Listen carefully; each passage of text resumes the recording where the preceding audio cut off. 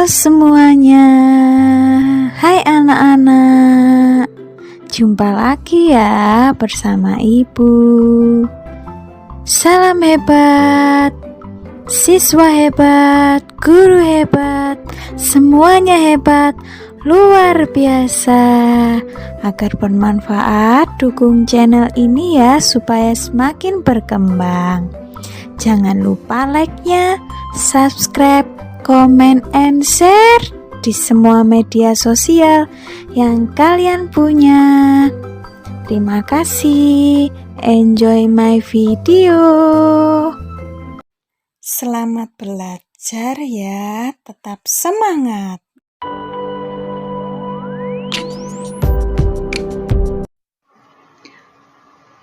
Oke anak-anak, sebelum memulai pembelajaran pada hari ini, mari kita awali dengan berdoa. Silakan lipat tangannya dan tutup mata kalian. Mari kita berdoa. Tuhan Yesus, terima kasih atas berkat-Mu. Hari ini kami akan belajar ya Tuhan. Tuhan Yesus berikan kami kepintaran, akal budi, kecerdasan, sehingga kami dapat belajar dengan baik dan lancar. Lindungi kami dan beri Roh Kudus-Mu menuntun kami.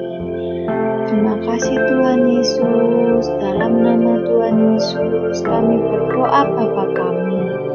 Bapa kami yang ada di surga, dikuduskanlah nama-Mu. Datanglah kerajaan-Mu, jadilah kehendak-Mu di bumi seperti di surga. Berikanlah kami pada hari ini makanan kami yang secukupnya, dan ampunilah kami akan kesalahan kami, seperti kami juga mengampuni orang yang bersalah kepada kami. Dan janganlah membawa kami ke dalam pencobaan, tetapi lepaskanlah kami daripada yang jahat, karena Engkaulah yang empunya kerajaan dan kuasa dan kemuliaan sampai selama-lamanya. Amin. Shalom. Jumpa lagi ya di dalam pembelajaran Agama Kristen kelas 6 bab 12, melayani dalam keluarga. Ya, tetap semangat ya. Semoga kalian tetap sehat dan menjaga kondisinya masing-masing. Tetap rajin dan bersukacita mengikuti pembelajaran. Semangat pagi, salam hebat, siswa hebat, guru hebat, dan semuanya hebat, luar biasa. Dan yang luar biasa adalah Tuhan Yesus Kristus. Oke ya, di sini Ibu akan ya setiap pembelajaran kita akan mengambil ayat menjadi dasar dari pembelajaran kita hari ini. Ya, nanti ada dari ya Kejadian 13 ayat 1 sampai 10. Ini dibaca sendiri ya, karena ayatnya panjang. Sedangkan ayat natsnya kita ambil di dalam kitab Mazmur 133 ayat 1. Ibu sediakan teksnya, mari kita baca bersama-sama ya. Di hitungan ketiga kita akan baca bersama-sama dengan Ibu. Oke, sudah siap ya dalam hitungan ketiga? 1, 2, 3. Persaudaraan yang rukun, nyanyian ziarah Daud.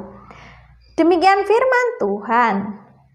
Sungguh alangkah baiknya dan indahnya apabila saudara diam bersama-sama dengan rukun.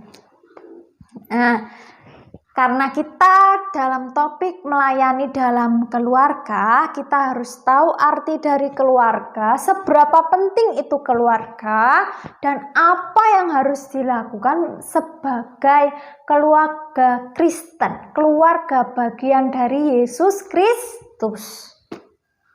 Wow, ternyata kita ini disebut keluarga Kristen. Wah, apakah kita karena agamanya Kristen, Bu? Tidak ya. Karena keluarga Kristen adalah satu tempat yang menjadi untuk mendidik anak-anak mengenal Tuhan Yesus. Ya, harus seimbang nih keluarganya ya. Bu, kalau keluarganya beda agama gimana, Bu? Ya nggak apa-apa juga ya. Itulah tantangan orang tua. Ya, maka dari itu ibu nasihatkan keluarga itu apabila nahkodanya sama ya, kepercayaannya sama, akan mudah untuk membawa anak-anak kita ya, kalian sebagai anak ya, untuk mengenal Yesus Kristus. Kalau kepercayaan kita berbeda ya, orang tua kita berbeda, otomatis kapal ini akan oleng. Ya, akan terjadi beberapa pendapat yang berbeda. Ya iyalah, pasti ya, setiap kepercayaan kan ada perbedaan. Seperti itu. Nah, keluarga Kristen sendiri apa? Ya, persekutuan antara siapa? Ayah, ibu, dan anak. Karena keluarga adalah bagian yang paling penting ya, satuan terkecil ya, yaitu keluarga. Keluarga menjadi tempat yang aman untuk kita berada. Bu, kalau kita curhat mending ke siapa, Bu? Ya sama keluarga kita lah. Ya, masa sama keluarga tetangga lain? Belum tentu ya keluarga lainnya bisa menyimpan rahasia kita. Terus kita cerita lagi ke teman kita. Mending deh cerita sama mama atau papa ya, atau adik kalian atau kakak kalian curhat. Sama guru agama kalian ya boleh, sama Pak Pendeta boleh ya. Jadi keluarga kita itu tempat yang aman dalam membentuk apa? Karakter, keimanan kita ya, kepercayaan kita. Berarti apa saja Bu yang dilakukan di dalam keluarga kita? Yang satu ya, pertama persekutuan. Ya, puji-pujian, nyanyi bareng.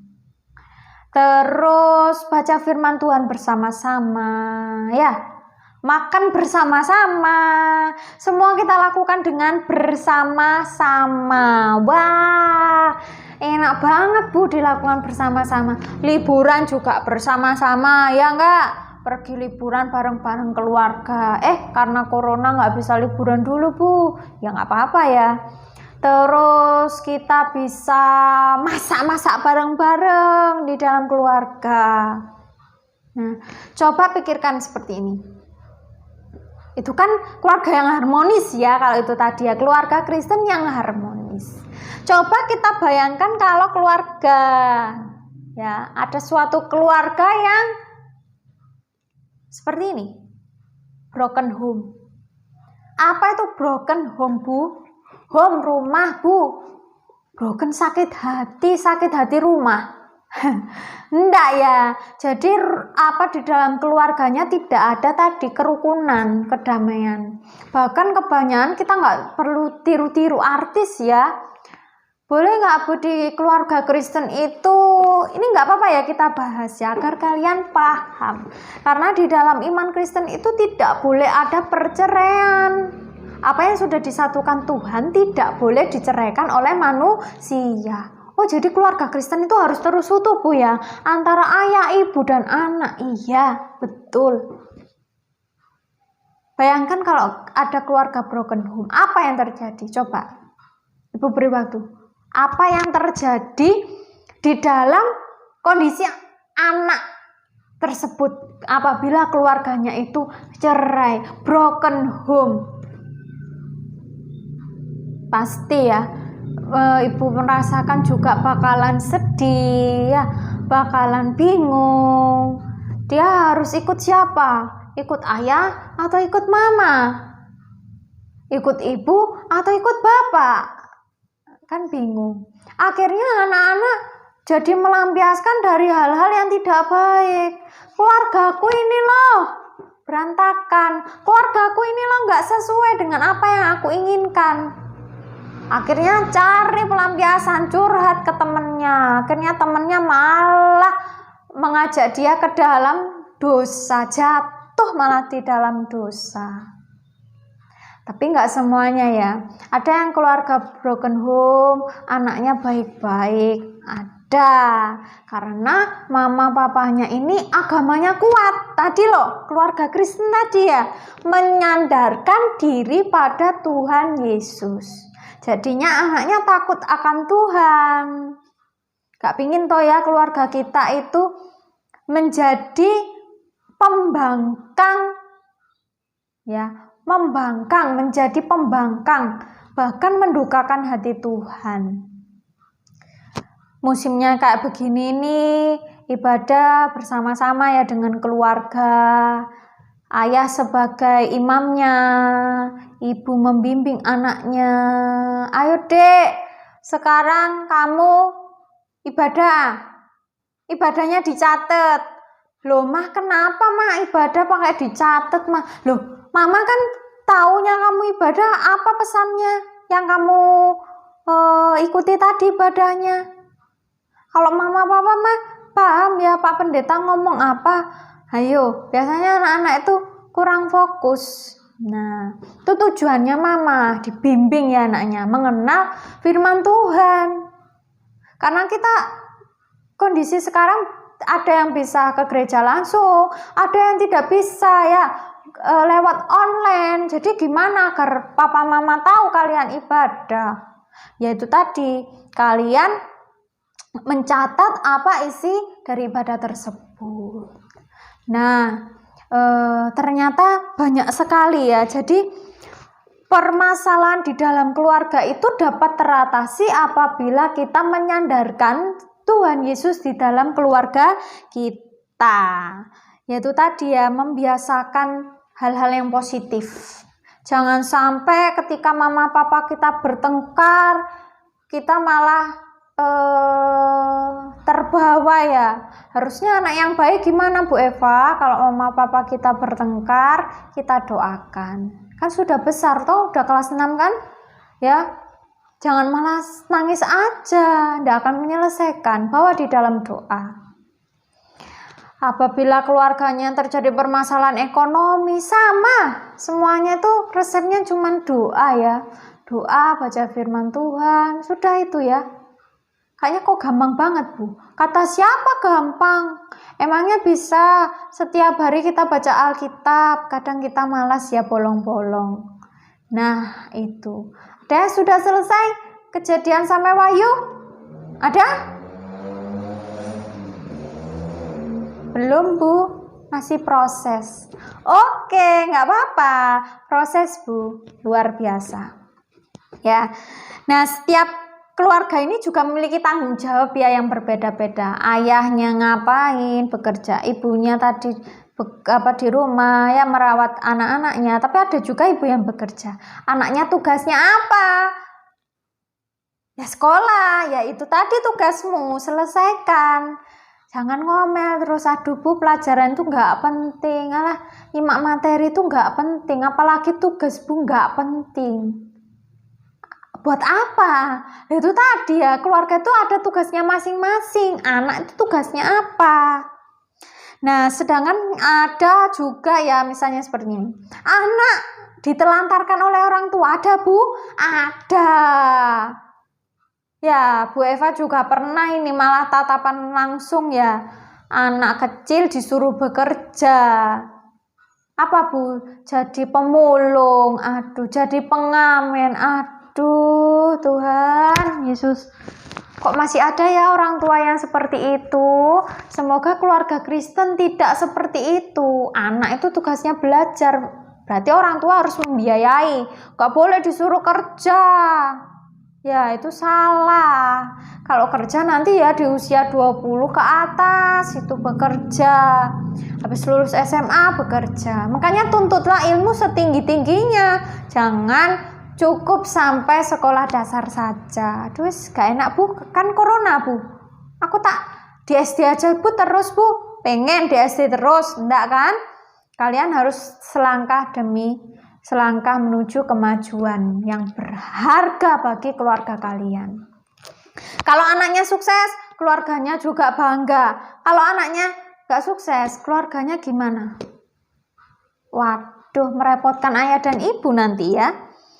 Nah, di dalam ini ya, setiap keluarga memiliki latar belakang memang ya pergumulan yang berbeda-beda. Yang ibu sebutkan tadi, ada yang broken home, ada yang orang tuanya menelantarkan, ada yang keluarga harmonis dan bahagia dan sejahtera. Wih, ya, plus itu ya, wis bahagia, wis sukacita, wis enak lah Bu ya keluarganya. Iya dong.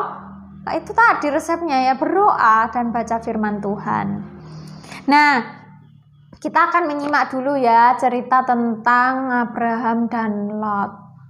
Nah, ini ya percekcokan antara Abraham dan Lot. Kira-kira yang menang siapa? Abraham atau Lot?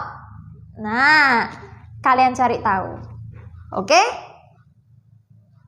Selamat mencari tahu ya. Kita akan belajar dari kisah Bapak Abraham dan Lot. Simak ya. Nah, pada waktu itu Bapak Abraham dari Mesir lalu pergi menetap di tanah Negeb. Nah, Bapak Abraham adalah orang yang sangat kaya dan ia mempunyai ternak, perak, dan emas. Luar biasa bukan? Dalam perjalanannya setelah dari Negeb, ia pergi ke dekat Betel. Di sanalah Abraham memanggil nama Tuhan. Bapak Abraham ini mempunyai keponakan ya, yaitu Lot. Lot juga mempunyai domba, lembu, dan kemah. Setelah itu, binatang ternak Bapak Abraham dan Lot sangat banyak, sehingga tanah mereka menjadi kurang luas. Nah, ini permasalahan ya mulai muncul ya. Tiba-tiba terjadilah perkelahian antara pelayan para gembala Bapak Abraham dan para gembala Lot. Cekcok. Nah, ini suka bertengkar. Nah, para gembala ternyata sedang memperebutkan binatang, daerah, air, dan rumput. Ini ya masalah mereka cekcok ternyata. Bapak Abraham menjadi sedih karena Lot adalah kerabat keluarganya sendiri. Dia tidak ingin dia bertengkar. Begitu ya ternyata. Kita cari tahu. Nah, kemudian daripada bertengkar, Abraham menyuruh Lot memisahkan diri dan mencari tanahnya sendiri. Bapak Abraham memilih ya, memberikan pilihan. Jika Lot pergi ke kiri, maka Bapak Abraham ke kanan. Begitu sebaliknya. Wah, Bapak Abraham sangat bijaksana ya orangnya. Kira-kira apakah perselisihannya masih berlanjut atau tidak ya? Nah, ternyata lalu Lot memilih tanah yang banyak airnya, yaitu lembah Yordan dekat kota Sodom. Nah, ini ya, sebelahan dengan Sodom ya. Sedangkan Lot dan Bapak Abraham sudah berpisah beserta dengan gembala dan harta bendanya. Dadah. Nah, Bapak Abraham sendiri juga kasihan loh. Bapak Abraham menetap ya di tanah Kanaan dengan Sarai istrinya, pelayan dan hartanya. Nah, ternyata tanahnya tandus ya, seperti debu tanah. Tapi Tuhan berfirman bahwa keturunannya akan seperti debu dan tanah banyaknya. Pasti Abraham akan diberkati dengan melimpah ruah. Percaya itu ya. Dan yang kita bisa ambil di dalam cerita Abraham dan Lot ini, kita harus selalu menjaga kerukunan ya antar keluarga. Gak boleh ya kita mau menangnya sendiri, tapi carilah solusi dalam menyelesaikan setiap masalah. Gimana, setuju ya? Nah, oke, kita kembali ke materi. Nah, demikian itu tadi ya percekcokan antara si Abraham dan Lot ya di Kejadian 13 ayat 1 sampai 10. Nah, karena saking ngeyelnya tadi ya, Lot tidak mau mengalah, sedangkan Abraham ya wis lah Lot, ambil itu. Aku tak di Kanaan aja. Yang si Lot, ya wis aku yang Sodom dan Gomora ya. Pernah dengar kalian Sodom dan Gomora? Ya, kota yang ditunggang balikkan oleh Tuhan. Wih, luar biasa. Tuhan sangat murka dengan Sodom dan Gomora, dihancurkan habis. Ibaratnya seperti itu loh, bom Nagasaki dan Hiroshima ya, dibombardir pakai nuklir habis, termasuk manusianya. Luar biasa ya. Tuhan sebegitunya yang mendatangkan hujan api untuk Sodom dan Gomora. Karena itu tadi, banyak keluarga-keluarga tadi tidak berdasar firman Tuhan, akhirnya ya udah jatuh dalam dosa semua.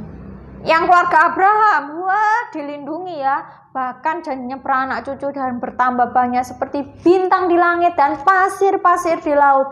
Itulah keturunanmu akan banyak dan menjadi bangsa yang besar. Abraham ya, bapak orang percaya.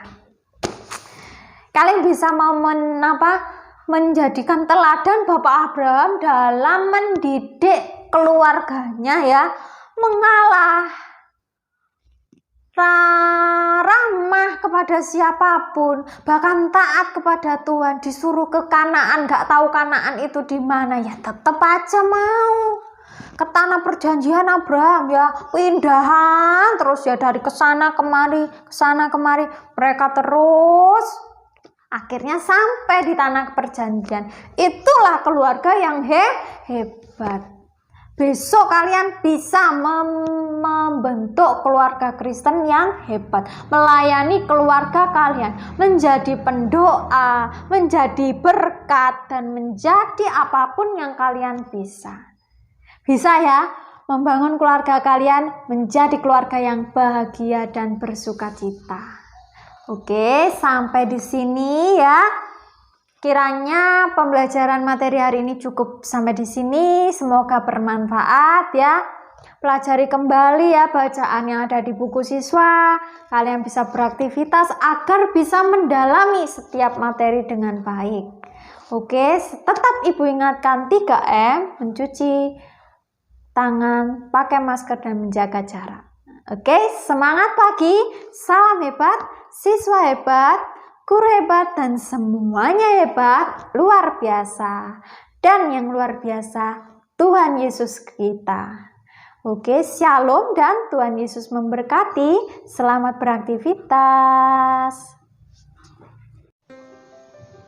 Shalom, jumpa lagi di dalam aktivitasku pelajaran 12 melayani dalam keluarga. Pertemuan yang ke-1, bacaan Alkitab kita terambil dari Kejadian 13 ayat 1 sampai 10, Mazmur 133 ayat 1. Oke, kita masuk ya di pertemuan.